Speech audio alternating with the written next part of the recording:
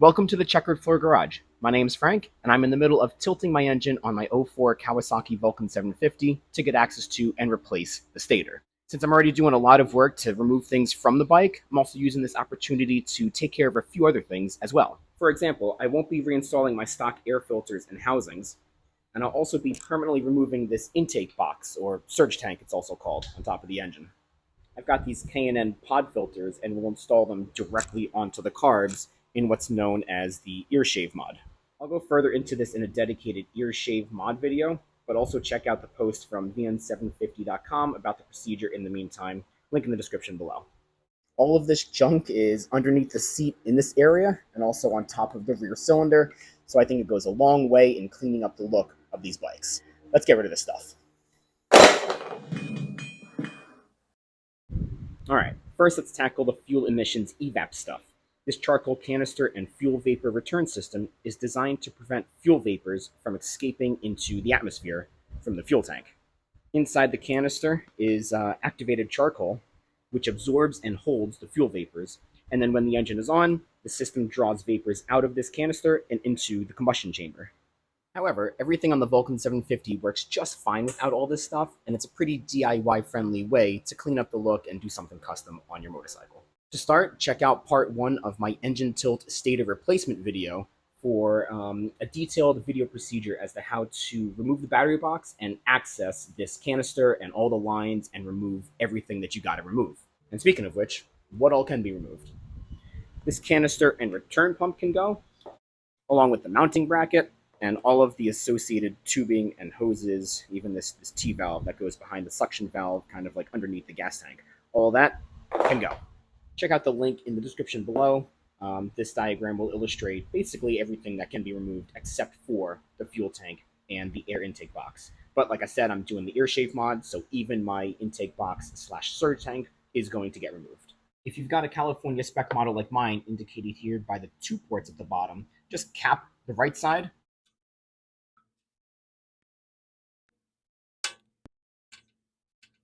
And then for every other worldwide Vulcan 750 model with just the 1 fuel port right here on the left, again, with your 3/16 fuel hose, attach it here, run the hose down to the bottom of the bike. On the right side of the Vulcan here, cap off this line on the carburetor. And then with this other line on the carburetor, secure it up to the frame with the open end face into the back, so that way no air gets in here. I want to keep this free from the airflow. After I replace the stator, I'll just probably zip tie this right here to the frame. You can also remove this air suction valve and all of its associated hoses, which connect up in part to the airbox. If you're going to do that and keep the surge tank here, the air intake box, you're going to cap off or tape over this port here. These are the fuel inlet lines for the petcock. So block off this on the left side of the bike, and also right here on the right side of the bike, cap off or close off, this port here on the bottom of the air intake box. So whereas the purpose here of this stuff on the left is for the fuel EVAP control system, over here on the right is part of the emission system. It's also called the Kawasaki Clean Air System, or PAIRS, which stands for Pulsed Secondary Air Injection. The purpose here is to take air from the airbox and inject it into the exhaust ports to help burn unburned fuel, which helps reduce emissions.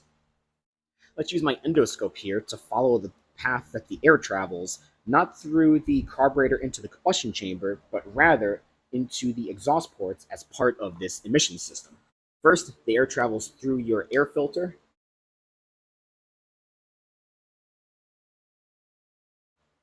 into this intake box here,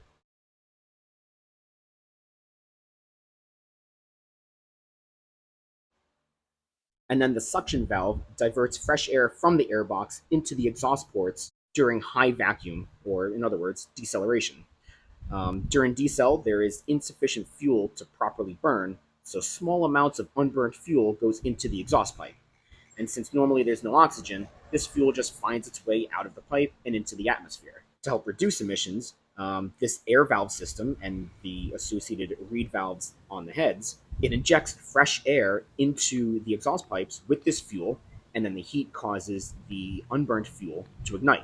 With the factory exhaust, you hear a little burble as things burn off, But with open pipes, straight pipes like mine, it can be a pretty loud pop or bang especially during deceleration.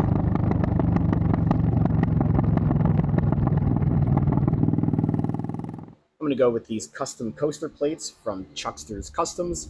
I picked up two for, I think, less than 35 bucks, shipping included.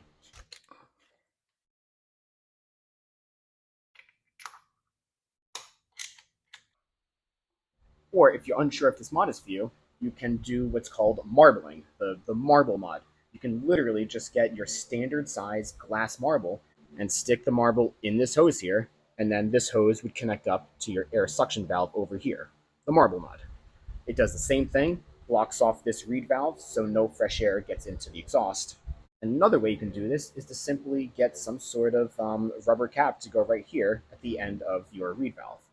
And also a good thing to note is that the removal and modification of all this stuff has no meaningful effect on the performance of the motorcycle.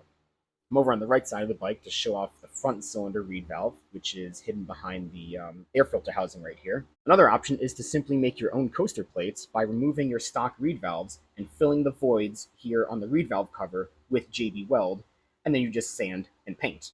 Or yet, another option for customization here is making your own plates. Here's two custom ones I found over at vn750.com, along with a technical drawing if you've got the capability and materials to make this on your own.